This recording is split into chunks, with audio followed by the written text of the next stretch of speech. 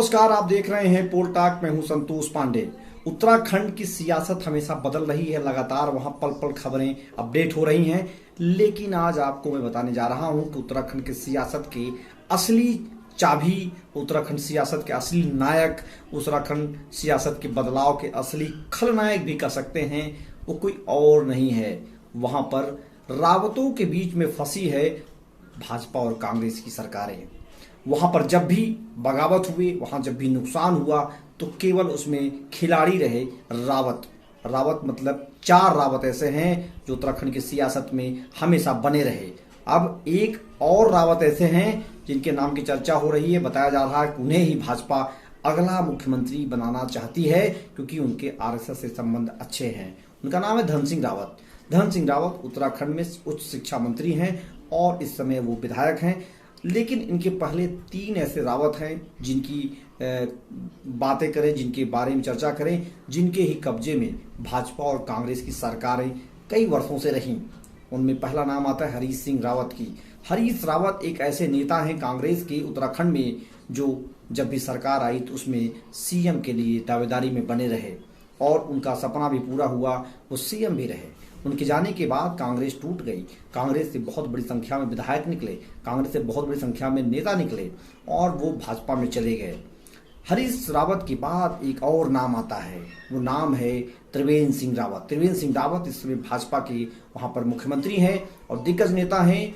त्रिवेंद्र सिंह रावत के भी खिलाफ बगावत वहां पर हो रही है। माना जा रहा है कि बहुत जल्द उत्तराखंड में परिवर्तन हो जाएगा। लेकिन त्रिवेंद्र सिंह रावत के पहले भी एक रावत है वहां जो सबसे मजबूत कड़ी में बने हुए हैं। उनका नाम है हरक सिंह रावत। हरक सिंह रावत भाजपा से रहे, कांग्रेस में गए, फिर भाजपा में आए, लेकिन उनका सीएम बनने का सपना कभी पूरा नहीं हो पाया।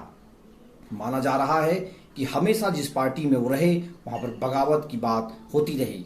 इस बार वो भाजपा में है और माना जा रहा है बगावत फिर शुरू हो गई है। हरक सिंह रावत बहुत ही मजबूत नेता हैं, बहुत ही दिग्गज नेता हैं, लेकिन उन्हें कभी भी सीएम बनने का मौका नहीं मिल पाया, जबकि नेता प्रतिपक्ष वो कांग्रेस की तरफ से रह चुके हैं।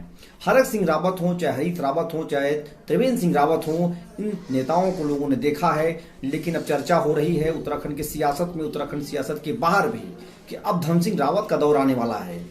क्या उत्तराखंड की राजनीति इन्हीं रावतों के बीच में फंसी रहेगी या इन्हीं के साथ चलती रहेगी, बिना इनकी नहीं खत्म होगी, या सियासत में लगातार बदलाव भी होगा तो रावत उसकी एक नए किरदार के रूप में सामने रहेंगे?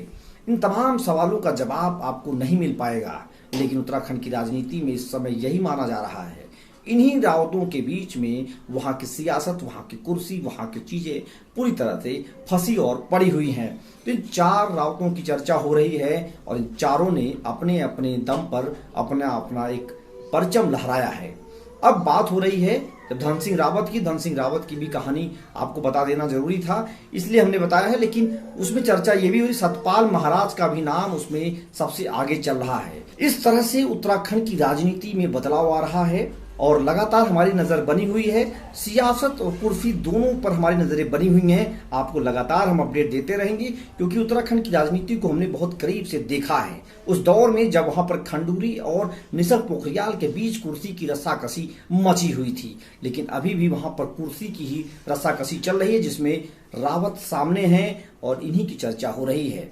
वहां पर तमाम किरदार हैं, तमाम वहां पर नेता हैं, लेकिन समय समय पर रावतों का ही नाम आता है। तो आप देख रहे हैं पोल टॉक, यहाँ पर लगातार ऐसी पॉलिटिकल खबरें चलती रहेंगी। मेरा प्रयास है कि आपको दिखाया जाए, बताया जाए कि उत्तराखंड की राजनीति में क्या होने वाला है। दुनिया की नजरें टिकी हुई हैं उन 5 राज्यों के चुनाव परिणाम पर, लेकिन हमारी नजरें टिकी हुई हैं उत्तराखंड की सियासत पर, उत्तराखंड की सरकार पर, क्योंकि यहाँ पर माना जा रहा है कि बहुत जल्द बदलाव होने के आसार दिखाई दे रहे हैं। क्योंकि यहाँ पर जिस तरह के समीकरण बन रहा है, ऐसे समीकरण कई बार उत्तराखंड की राजनीति में बन चुके हैं। त्रिवेंद्र सिंह रावत दिल्ली गए थे, जहां पर अमित शाह और जेपी नड्डा के साथ बैठक हुई है। हालांकि वो अभी भी कह रहे हैं उनको कुछ पता नहीं है, वो इन चीजों को नकार रहे हैं, कह रहे मीडिया की देन है। वहीं उनके पार्टी अध्यक्ष बंशीधर भगत, लेकिन बंशीधर भगत के बारे में जितनी बताया जाए बातें उतनी कम है, क्योंकि बंशीधर भगत उस तरह के नेता नहीं है। मैच्योरिटी के नाम पर अगर उनको देखा जाए तो पार्टी में उनकी पकड़ भी कम है।